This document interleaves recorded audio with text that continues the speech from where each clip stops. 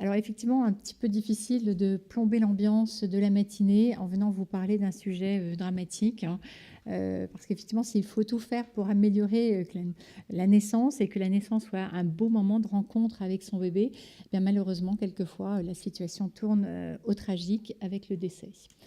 Alors, bon, cette petite présentation, je vais essayer de vous retracer très rapidement et de vous donner des petits points clés, pas de conseils, mais des petits repères pour mieux comprendre et mieux accompagner ses parents.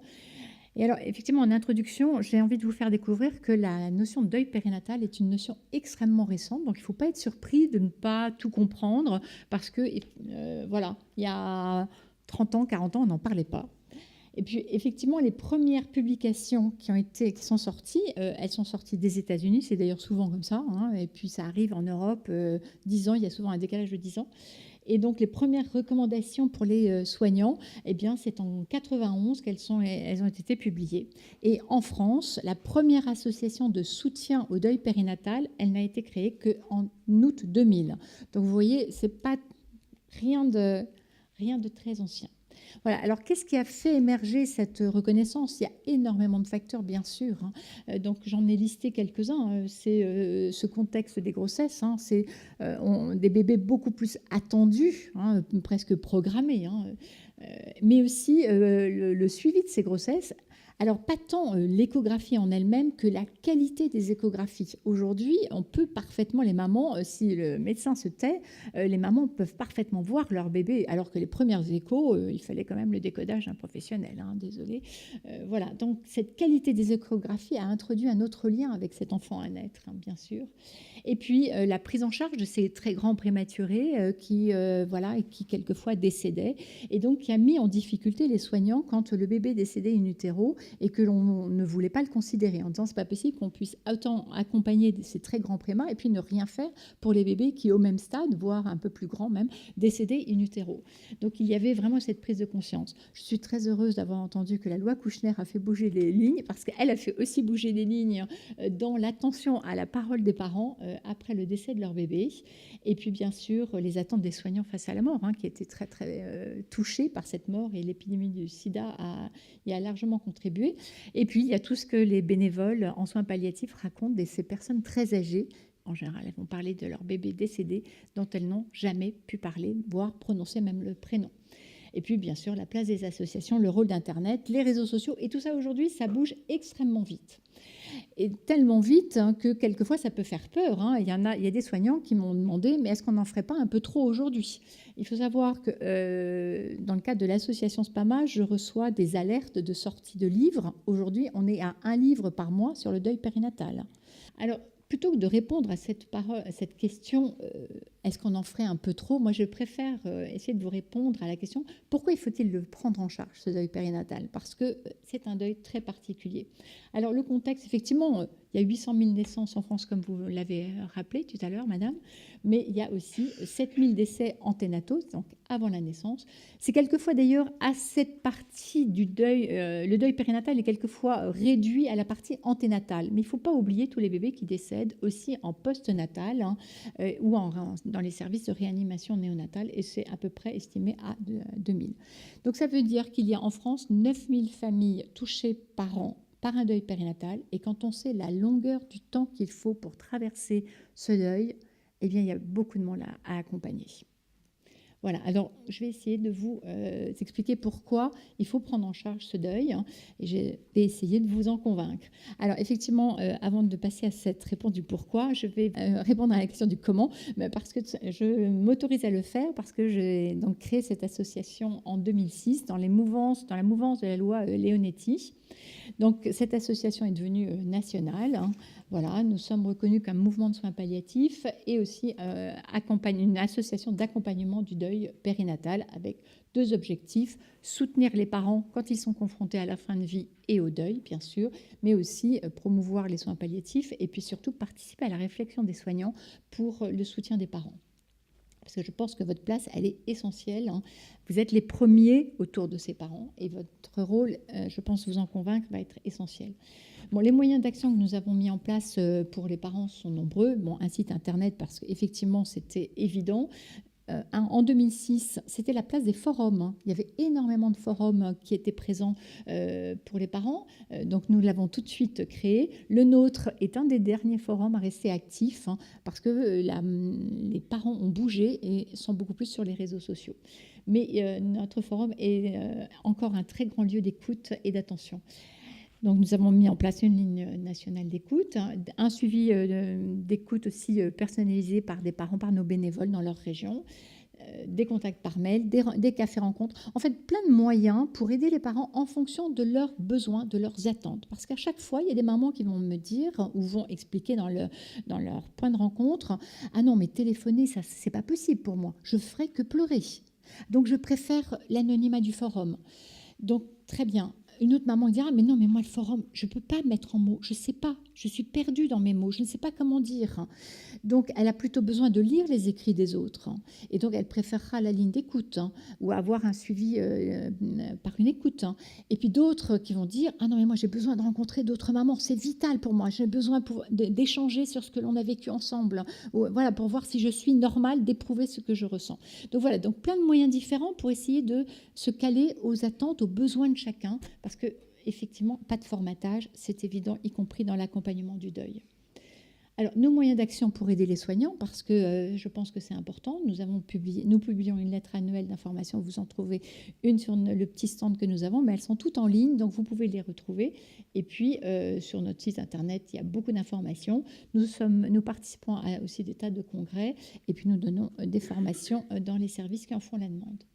Et puis, nous avons aussi, ça c'est la particularité de l'association SPAMA, c'est d'avoir essayé de créer des outils, d'avoir imaginé des outils qui sont un petit peu des médiateurs, hein, dans l'accompagnement et dans le soutien des parents.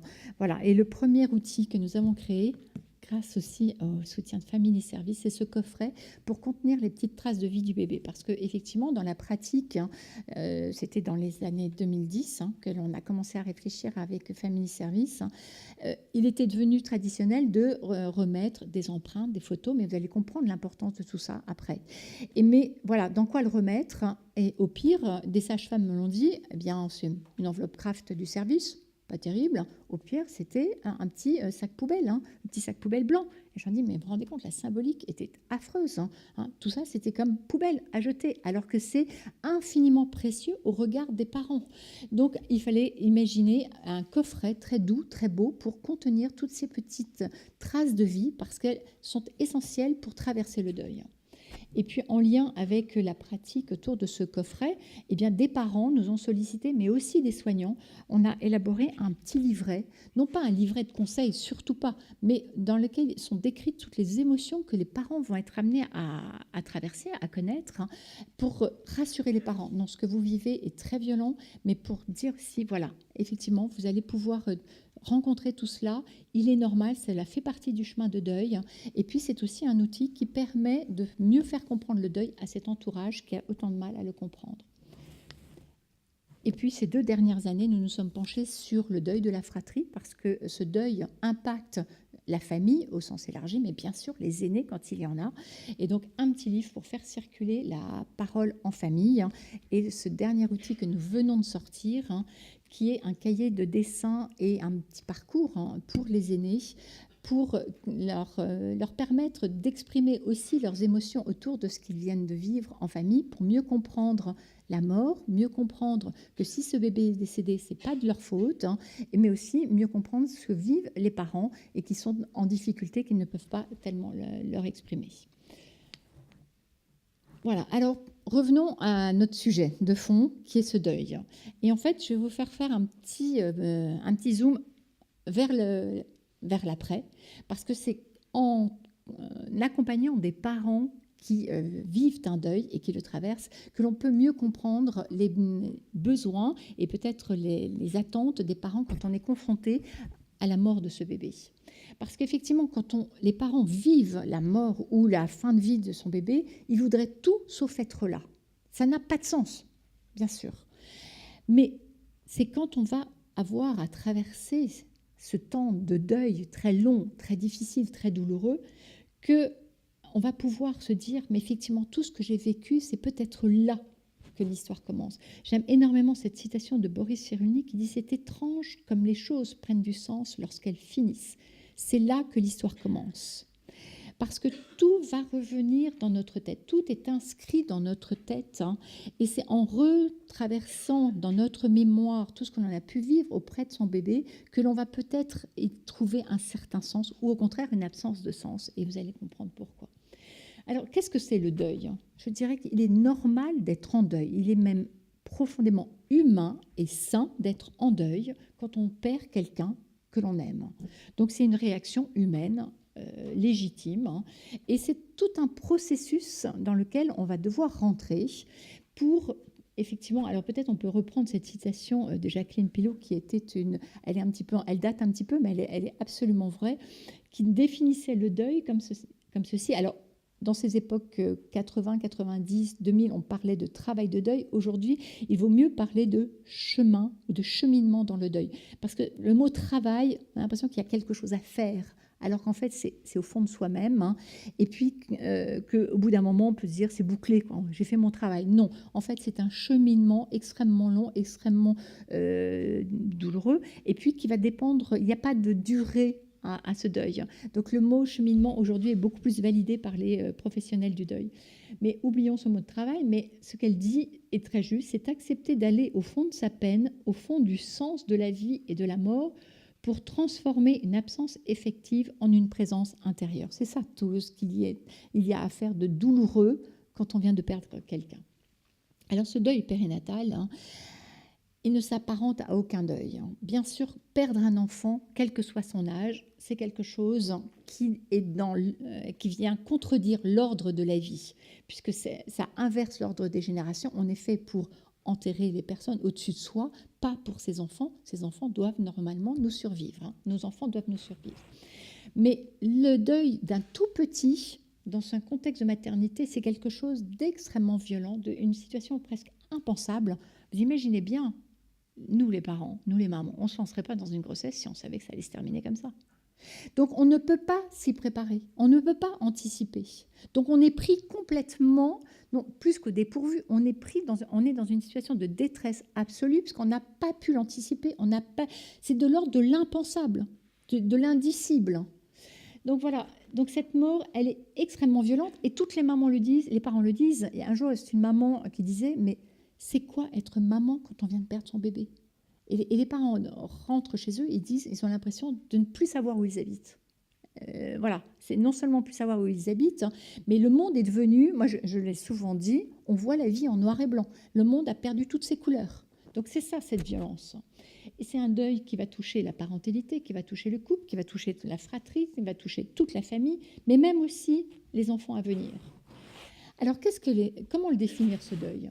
Moi, voilà, j'ai inventé une expression, elle vaut ce qu'elle vaut, mais c'est pourquoi il fait aussi mal, ce deuil? Parce que tout simplement, c'est le deuil du non-accomplissement d'une vie. Dès qu'on attend un bébé, mais les papas sont très forts aussi en projection, on s'imagine on s'imagine vivre plein de choses avec ce bébé. Hein, et les papas se projettent dans le sport ou la musique qu'ils vont faire apprendre à leur enfant. Donc c'est cette vie qui n'a pas pu s'accomplir et qui était complètement dans notre tête de parents qui est douloureuse. Et c'est pour ça que ce deuil est très lent, parce que plus nous, on va avancer dans la vie sans notre enfant, plus l'absence de notre enfant va venir nous perturber. Je ne sais pas si vous comprenez, il y a ce double sens. Hein. On est confronté, le bébé vient de décéder, donc on est complètement paumé, on est dans un état de sidération et d'une violence énorme, mais après, les semaines vont passer, donc on a la douleur des bras vides, on devrait le porter, ce bébé, il devrait être au moins dans nos bras, il n'est pas là, donc nos bras même sont douloureux, et puis il ne va pas, les premiers petits pots qu'on n'achètera pas, les premiers gazouillis qu'il ne fera pas, les premiers pas qu'il ne fera pas, il ne nous appellera jamais maman, papa, jusqu'à la première rentrée scolaire qu'il ne fera pas, etc. Donc, la vie qui avance nous renvoie l'absence de l'enfant que l'on avait complètement projeté dans notre imagination. Donc c'est en plus un deuil, hein, donc voilà pourquoi il est si lent, ce deuil, hein, et c'est en plus un deuil qu'il va falloir construire sur d'infimes traces de vie. Quand on vient de perdre quelqu'un que l'on aime beaucoup, qu'est-ce que l'on fait en famille? On se réunit et on va parler de tout ce que l'on a vécu avec son grand-père, avec son père, etc. Bon, avec un ami. On se remémore tous ces beaux moments que l'on a eus avec lui. Et là, face à un bébé, qu'est-ce que l'on a? Bah, 3 fois rien, surtout s'il est décédé in utero.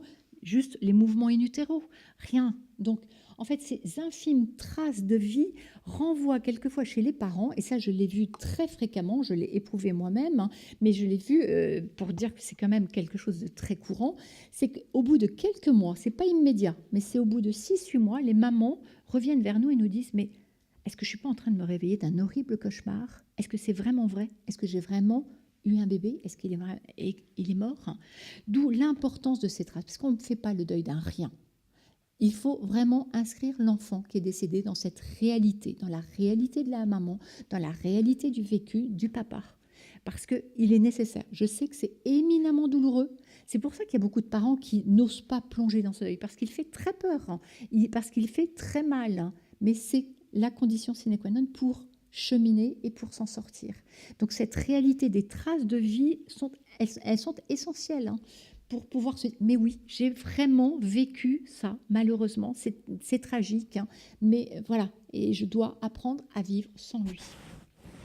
Alors c'est le deuil, pourquoi il fait aussi mal? C'est le deuil d'une part de soi. Il n'y a pas eu encore de différenciation psychique, de séparation psychique entre la mère et son enfant. La mère et l'enfant, c'est tout ensemble, hein. D'ailleurs, hein, les mamans, quand elles parlent du décès de leur bébé, elles vont parler de sentiment d'être amputées d'une part d'elles-mêmes. Il me manque une part de moi.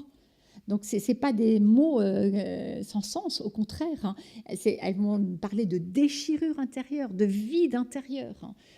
Voilà, donc c'est un deuil, hein, voilà, et qui va, comme forcément au bout de quelques mois, la vie va reprendre parce que la vie, elle est à 200 à l'heure, hein. Il y a le travail, il y a les autres enfants, il y a la famille, etc. Donc elle va prendre très souvent une forme souterraine avec une espèce de cohabitation d'une part de soi qui est dans la vie en apparence, mais d'une part de soi qui est vraiment en deuil pendant très longtemps. Et puis ça arrive dans un contexte de très très grande fragilité, celui de la grossesse. Moi j'aime énormément la notion de transparence psychique de Monique Bildowski. Je vous la renvoie, je ne suis pas psy, je vous renvoie à ses écrits parce que voilà, je crois qu'ils viennent apporter de l'étayage à cette épreuve du deuil, quoi, à la compréhension de l'épreuve de ce deuil. Parce que finalement, quand on est aussi, on se lance dans une parentalité, c'est vraiment pour de multiples enjeux. Des enjeux de société, hein, mais des enjeux aussi familiaux. Hein, c'est transmettre la vie que l'on a envie soi-même, mais c'est transmettre aussi, s'assurer une descendance. Hein. Il y a un enjeu face à ses autres frères et sœurs, face à ses parents, devenir soi-même parent, c'est pas rien, hein, c'est un véritable enjeu. Et puis, devenir, voilà, aujourd'hui, ce statut de parent est éminemment valorisé. Voilà, donc tout ça, c'est complètement mise à mal, hein. Et donc le sentiment d'être face à un anéantissement de sa vie et une perte de sens totale, hein, et vraiment perte de repères. Regardez ce que dit cette maman. Sa vie aura été si courte que parfois j'ai peur d'oublier. Je me raccroche aux photos et à quelques vidéos et j'essaie de me remémorer inlassablement de certains détails. Même si c'est l'été et les vacances, j'ai le sentiment d'être en hiver à attendre que le soleil revienne. C'est vraiment ça. Alors pourquoi faut-il le prendre en charge, ce deuil? Eh bien tout simplement parce que c'est un tel tsunami dans une vie de couple, dans une vie de famille, que voilà, il est absolument indispensable de l'accompagner et de le soutenir, parce que c'est un deuil qui touche le présent. Oui, le bébé vient de décéder, mais il va forcément avoir un impact sur l'avenir, hein, et sur les enfants à venir, bien sûr, mais il va aussi réveiller le passé des parents. Et c'est une des clés pour comprendre l'inégalité entre les parents. Il y a des parents qui vont effectivement traverser ce deuil sans trop de turbulences, mais il y a des parents qui vont être mis en très grande difficulté quand, effectivement, dans leur enfance, il y a eu aussi d'autres traumatismes, d'autres événements. Il y a eu une mauvaise construction psychique avec la mère. Voilà, il y a plein d'événements. Donc, tout le passé de chaque parent est réveillé. Et donc, c'est ça qui met en difficulté. Voilà, donc je préfère parler de facteurs de complication et non pas de deuil pathologique, parce que c'est vraiment une toute autre notion. Et puis, c'est un deuil qui est encore très, très mal compris. Donc, du coup, les parents se sentent profondément seuls à affronter cette grande épreuve. Et malgré tout, eh bien, ce deuil, n'échappe pas aux règles, hein, au processus hein, d'élaboration d'un deuil. Et là, je m'inspire des écrits de Christophe Fauré, qui sont extrêmement simples, extrêmement précis, et qui expliquent comment on traverse le deuil. Il y a 3 conditions. Il faut pouvoir parler de la personne qui est décédée. Il faut pouvoir faire le récit de sa vie et de sa fin de vie.